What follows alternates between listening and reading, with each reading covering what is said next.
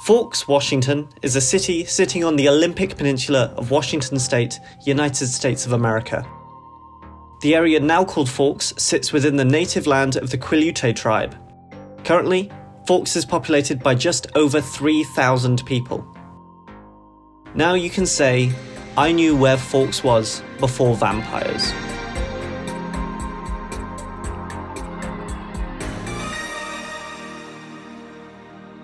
You don't need to know much about Major League Baseball for the purposes of this video. I really like it. I also acknowledge that it is absolutely not a sport for everyone's viewing pleasure. All ball games sit somewhere on a scale between the greatest day of your life and shit boring. And when you play about 160 games in a season against 29 other teams spread over the entire continental United States, a lot of games land on the shit boring side of the scale. The Seattle Mariners are one of those teams, and for most of its near 50-year existence has definitely been on the shit boring side of baseball. They have a lot of years where they can't win the majority of their games. They've never been to a World Series, never mind winning it, and players don't like transferring to Seattle because they're so far away from the rest of the country. It is lonely up there. But you know who is willing to put up with this Grecian divine punishment other than at least myself and John Boys? Charlie Swan, of the Twilight films. I first watched the series when I was about 17, too late to enjoy it in its prime years, and too late in my teenage years to become hooked on it in the way that I know girls just a few years older than me had the privilege of doing. I am watching this series for the second time earlier this year. As I am doing this, I am looking at the yearly records of each Mariners team as corresponds to the year of the film's setting. I really needed to know that on the day Edward and Bella are getting married, the Seattle Mariners will beat the Boston Red Sox by a run.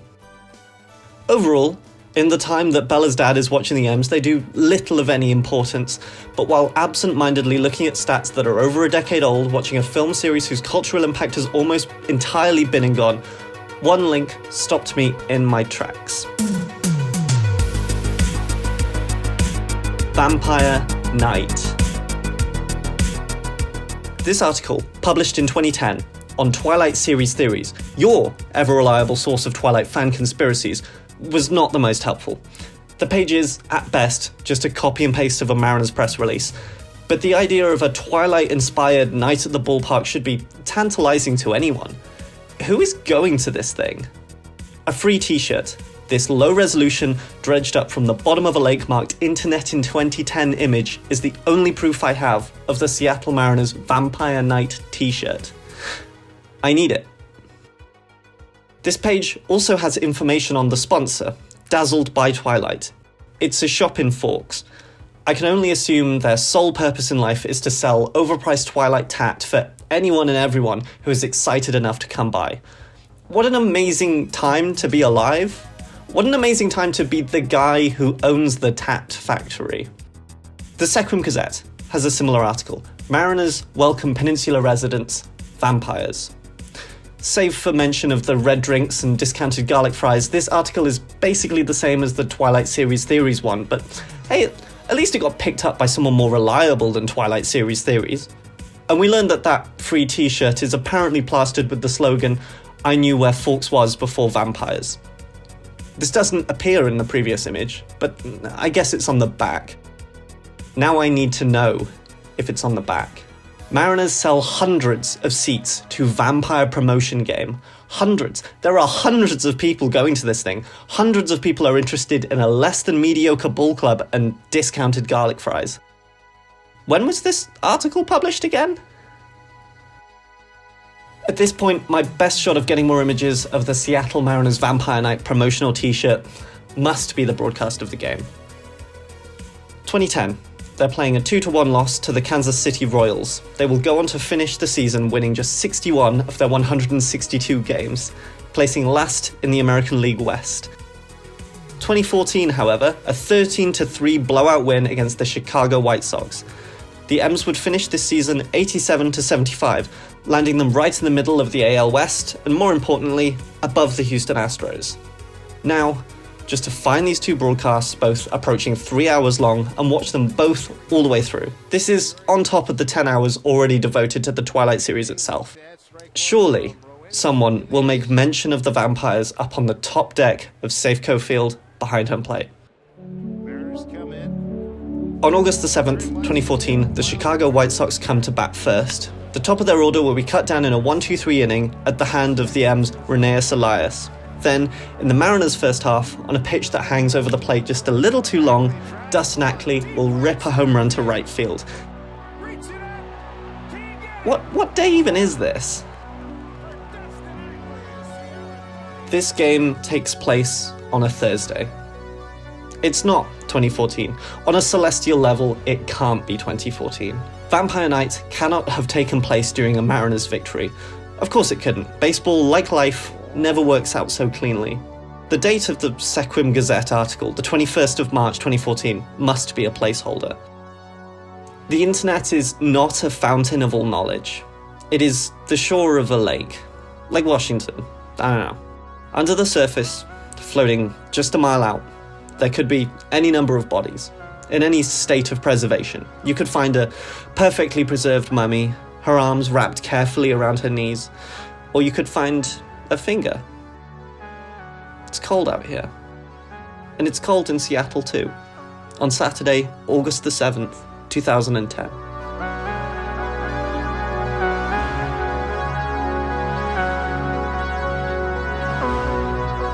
I remind you of the run that Seattle is not on this year. Last in division standings with a losing record of just over a third. This is a season like many others in Seattle baseball. But now we know, somewhere in the stands are hundreds of Vampire fans. Do they know what they're in for? I hope not.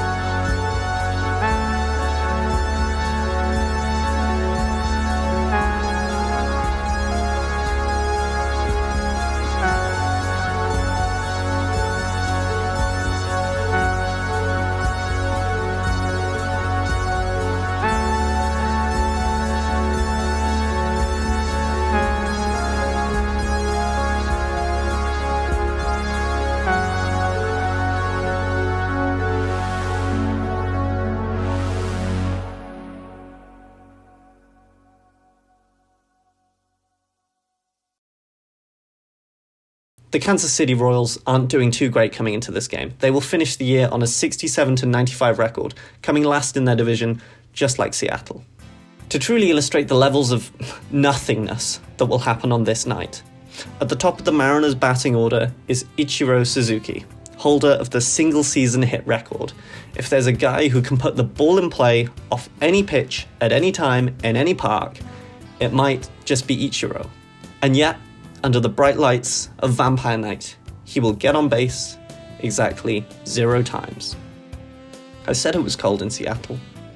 Yet through all of these 1-2-3 innings, in the hours of collective nothingness witnessed by thousands of people in Safeco Park, and now me and you, does the broadcaster think to mention the vampires above home plate? Of course they don't. Not a word. Not a single roving camera shot, not a mention of the garlic fries, or the drinks, or that damn shirt. They're here. I know they are. Yet, David Sims and Mike Blowers just don't care. Maybe they're right to. If previously we could just stand at the shores of Lake Washington and hope for the bodies to come floating by, now we have to wade into the water. Twitter, the everything app. Searching around, Vampire Night does get a few mentions. Now we know that there were Edwards and Alice's at the ballpark. We also know that at least a couple of the hundreds of people who bought tickets actually showed up. And yet, no images. No one thought to immortalize their free t-shirt in picture form and post it for the world to see. Some of the links are broken, but a lot of people just didn't bother. Seattle sports writer Ryan Divish can't believe it. I can't believe it either, Ryan. By the way, just to make things worse, the sponsor for tonight, Dazzled by Twilight. According to a review on TripAdvisor, they burnt down in October of 2012, a day before Halloween. At least if they had burnt down a day later, there'd be some glib irony. We could have got here faster. I could have remembered the obvious candidate for social media site that this would be talked about. We could have realised far sooner that the 2014 game physically could not have played host to Vampire Night. We could have reached out to the Mariners themselves, found the team photographers, or just not bothered. Mike Blowers didn't care, and he knows a damn sight more about baseball than I do. But that's not the point. It could be nothing. We could be standing at the shore, sifting through the sand just to find a penny dropped from a child's pocket. Or we could find this.